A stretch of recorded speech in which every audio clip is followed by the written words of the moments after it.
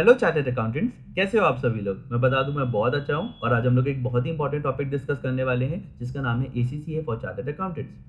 बहुत सारे chartered accountants ऐसे होते हैं जो कि एसीसी के बारे में पढ़ना चाहते हैं या फिर एसीसीए को परस्यू करना चाहते हैं और उसी के लिए ये वीडियो बनाया जा रहा है। इस वीडियो में हम लोग क्या क्या कवर करने वाले हैं। सबसे पहले हम लोग एसीसी के बारे में कवर करेंगे कि एसीसी का मतलब क्या होता है, उसकी जॉब अपॉर्चुनिटीज़ कैसी होती हैं और उसका करिकुलम कैसा होता है। उसके बाद हम लोग ये डिस्कस करेंगे कि अगर एक क्वालिफाइड चार्टर्ड अकाउंटेंट को एसीसी परस्यू करना होता है तो उसको कितने एग्जाम्शंस मिलते हैं। इसके बाद हम लोग बात करेंगे कि अगर एक क्वालिफाइड चार्टर्ड अकाउंटेंट्स को एसीसी परस्यू करना होता है तो उनको कौन कौन से पेपर्स में अपीयर करना होता है। सबसे पहले हम लोग एसीसी के बारे में जान लेते हैं। ACC stands for association of chartered certified accountants. ACC को ग्लोबल सीए भी बोला जाता है। अब इसको ग्लोबल सीए क्यों बोला जाता है, क्योंकि इसके अंदर हम लोगों को जो अकाउंटिंग स्टैंडर्ड्स पढ़ने को मिलते हैं वो होते हैं आईएफआरएस यानी कि इंटरनेशनल फाइनेंशियल रिपोर्टिंग स्टैंडर्ड्स। इसी की तरह जब ऑडिटिंग स्टैंडर्ड्स की बात करते हैं तो हम लोग को पढ़ने को मिलते हैं आईएसए यानी कि इंटरनेशनल स्टैंडर्ड्स ऑन ऑडिटिंग, जिसकी वजह से उसको ग्लोबल सीए बोला जाता है। इसकी जॉब अपॉर्चुनिटीज़ कहाँ अवेलेबल होती है, इसकी जॉब अपॉर्चुनिटीज़ 190 प्लस कंट्रीज़ में अवेलेबल होती हैं और कुछ कंट्रीज़ ऐसी भी होती हैं जो कि एसीसीए को अटेस्टेशन पावर यानी कि साइनिंग पावर भी प्रोवाइड करती है। बात करते हैं एसीसीए करिकुलम की। एसीसीए करिकुलम में 13 पेपर्स होते हैं जिसको 3 लेवल्स में डिवाइड किया जाता है, knowledge level, skill level and professional level. Knowledge level के अंदर 3 पेपर्स होते हैं, स्किल लेवल के अंदर 6 पेपर्स होते हैं और प्रोफेशनल लेवल के अंदर 4 पेपर्स होते हैं।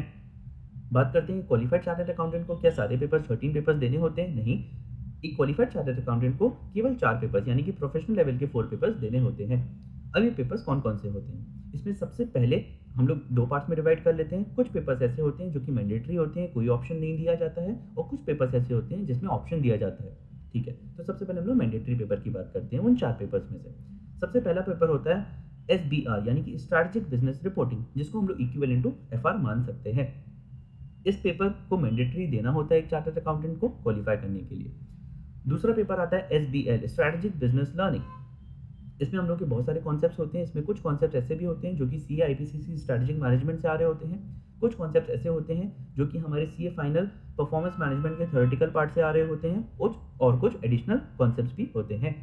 ये 2 हमारे मैंडेटरी सब्जेक्ट्स होते हैं, यानी कि ये दोनों पेपर्स हम लोग को देने ही होते हैं। इसके बाद जो बाकी के 2 सब्जेक्ट्स होते हैं उसमें हमें चॉइस मिलती है। आउट ऑफ 4 पेपर्स हम लोग कोई भी 2 चूज़ कर सकते हैं। वो 4 पेपर्स कौन-कौन से होते हैं जिसमें से हम लोग चूज़ कर सकते हैं? सबसे पहला होता है एएफएम यानी कि एडवांस फाइनेंशियल मैनेजमेंट। दूसरा होता है हमारा एडवांस परफॉर्मेंस मैनेजमेंट एपीएम। तीसरा होता है हमारा एएए यानी कि एडवांस्ड ऑडिटिंग। इसके बाद बात करते हैं हम लोग चौथे पेपर की, तो वो होता है हमारा टैक्सेशन। इसके अंदर हम लोग को कौन सा टैक्सेशन पढ़ाया जाता है? इसके अंदर हम लोग को यूके का टैक्सेशन पढ़ाया जाता है।